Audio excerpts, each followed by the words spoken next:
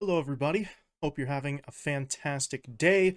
My name is Kmart, and I want to talk about some basketball. And today, we are getting into another edition of the early off-season preview here, asking a couple of questions for each of the 30 teams in the league as we approach the start of free agency officially. So today, we are going to be talking about the New York Knicks, a squad that um, honestly is in an interesting spot right now. A team on the rise potentially, but um, maybe not quite where they want to be just yet. But obviously, we'll get into that in just a little bit. For now, though, we are going to take a look at some of the stats for the team. We'll put those up on the screen for you right now. The New York Knicks end the season with a 47-35 record. That was enough to get them the fifth seed in the Eastern Conference and a third placed finish in the Atlantic Division. Once they reached the playoffs, they went 6-5 overall. They were eliminated in round two. So, again, like I said, they do fairly well, but they're not quite where they wanted to be. Not quite into the absolute top level in the Eastern Conference. But we can take a look at some of their stats to see maybe part of the reason why that is in terms of offensive rating. The team is, or was, one of the best, third place in the league. The defensive rating was not quite as impressive, 19th overall by defensive rating for the Knicks. That still puts their net rating well in the top 10 in 7th. And then, of course, in terms of pace, 25th highest in the league while having the 20th highest payroll. So the Knicks were able to, make some noise in the playoffs, get themselves to the second round, played relatively solid on the offensive end, need to improve on the defensive end, and as I'm sort of fond of saying, didn't break the bank to do so, right? 20th highest payroll was still sort of manageable for them, but we'll see if that holds up as we get into some of the offseason questions. For now, though, we'll move on from the stats for the team to some of the offseason additions and losses. For now, this is a relatively short list. Can't imagine that's going to stay that way for long once free agency begins, but as of right now, there's not a whole lot to talk about here. In terms of off-season additions, nothing yet. No players added, not even really any sort of draft decisions to talk about for the Knicks. In terms of their losses, there is one name on that list. Derrick Rose had his team option declined by the Knicks, so that did make him a free agent.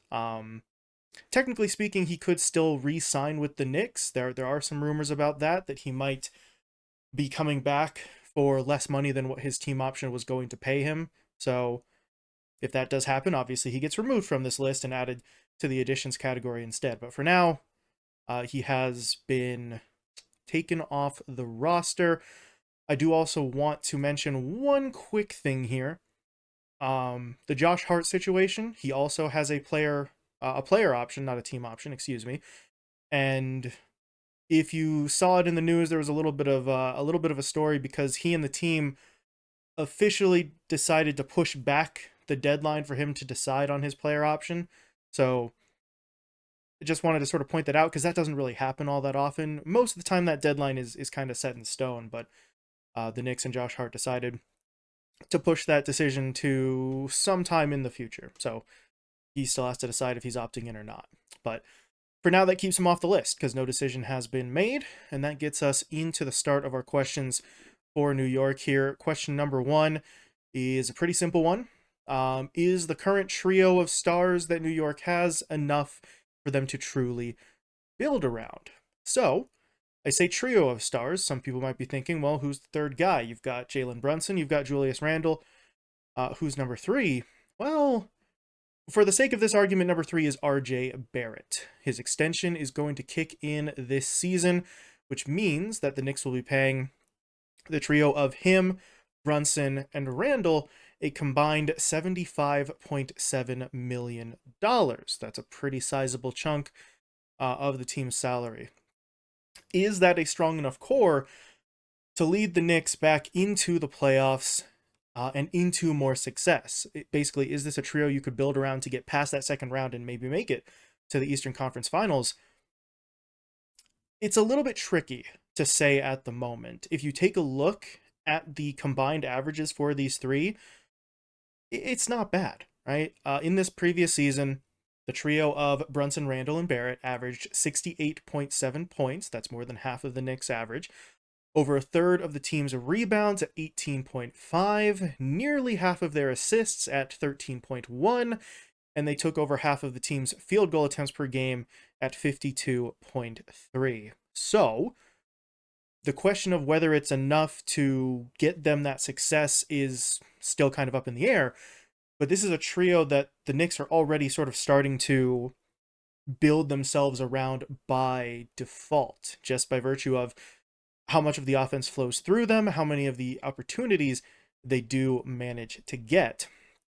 So, regardless of whether the Knicks sort of wanted it or not, this is kind of the core that they have built around. And it is a core, mind you, that got them to the second round of the playoffs, right? They run into a Heat team that was just unbelievably determined and on a mission, but they do still make it into that sort of deeper run.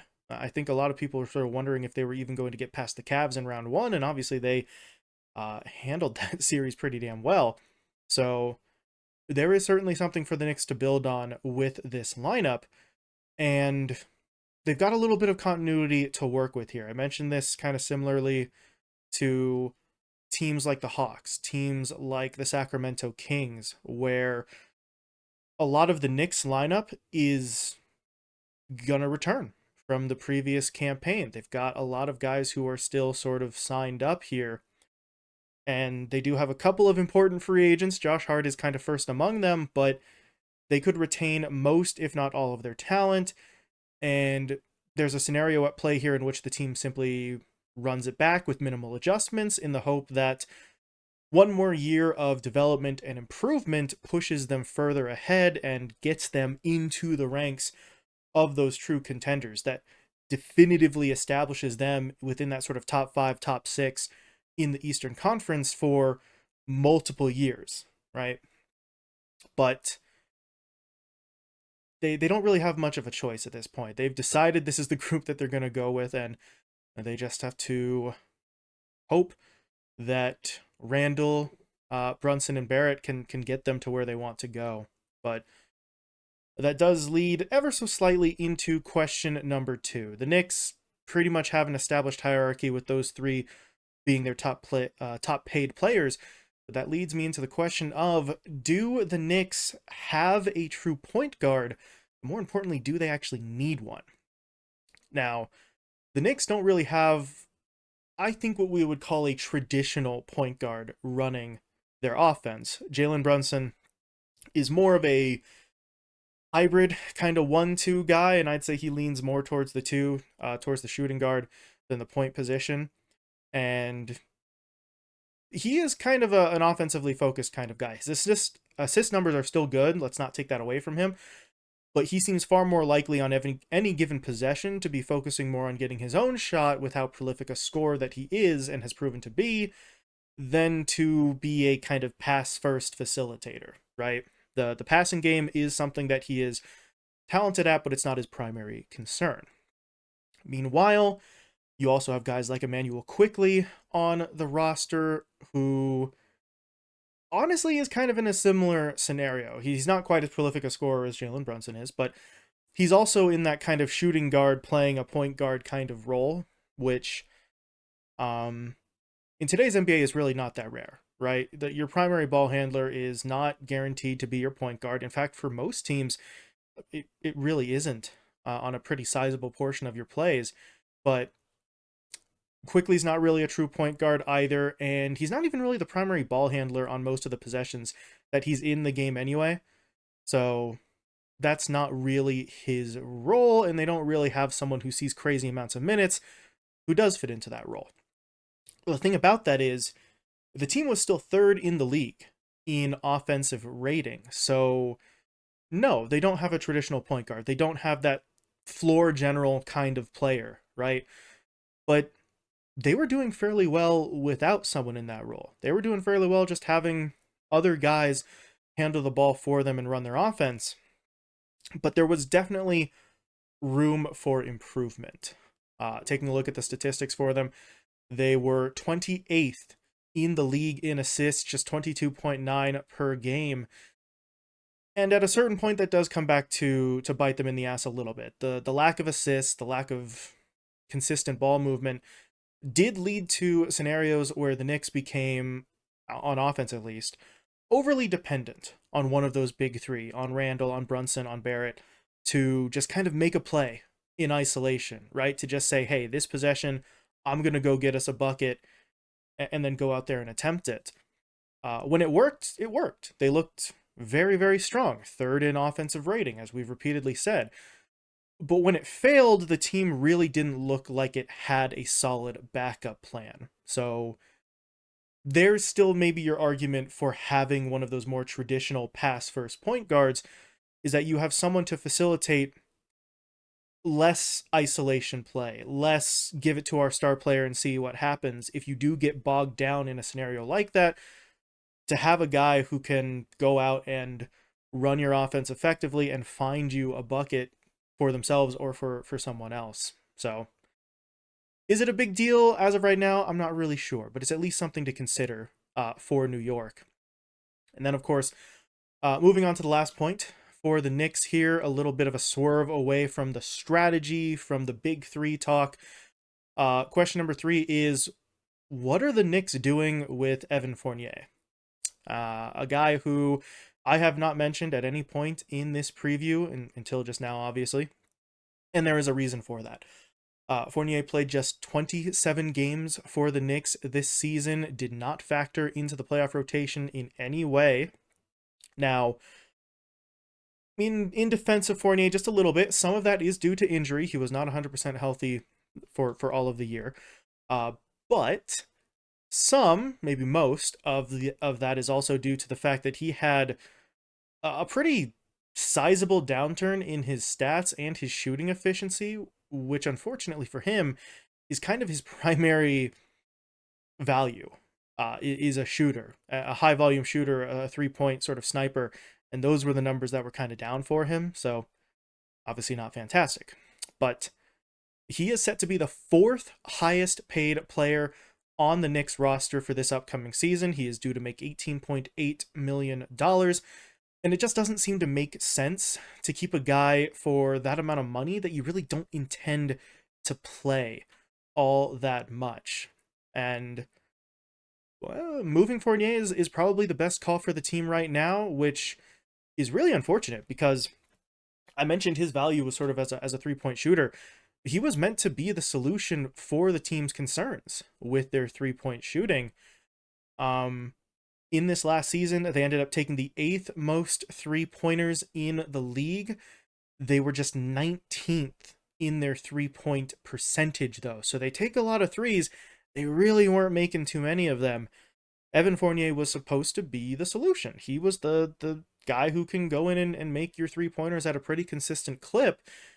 And he effectively kind of just gets hurt and then doesn't play well and falls out of the rotation. So that weakness really kind of showed up a little bit in their playoff run, where the Knicks ranged anywhere from god-awful to just okay in terms of their long-range shooting, right? They never really did much more than meh in terms of actually shooting the 3. And that was really unfortunate for them, because you saw in their playoff matchups, especially against the Cavaliers, where they still won that series, the only reason their 3-point shooting wasn't unacceptable was because the Cavs were almost worse. So it was something that they thought that they had brought in a guy specifically to fix, and obviously that has not happened. So maybe he bounces back. Maybe Fournier suddenly finds a shot again, works his way back into the rotation, and lives up to the value of an $18.8 million contract. But from what we saw last season, I'm not sure if that's going to happen, and I'm not sure if the Knicks want to wait and take the risk and pay this man to find out. They might just look to move him, get somebody maybe cheaper and more reliable, or maybe not more reliable even, but just cheaper, because then your gamble, if it doesn't work out, doesn't cost you as much money.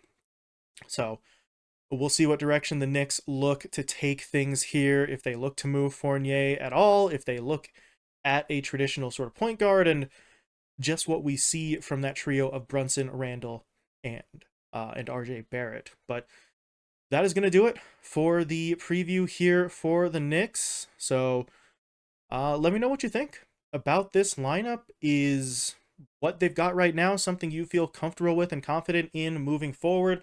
Do you think that they should try to shake things up?